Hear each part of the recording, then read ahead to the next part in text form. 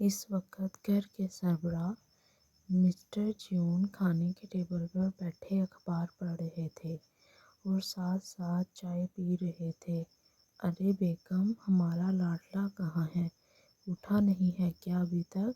June Sahib ने अपनी बेगम से पूछा, जो नाश्ता बना रही थी।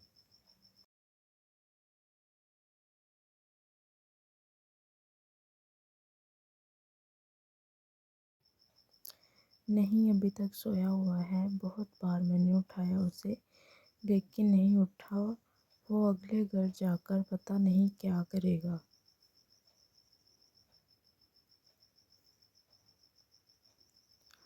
अरे बेगम, क्या बात कही आपने? एक ही तो बेटा है हमारा। और अगले घर की क्या कही आपने?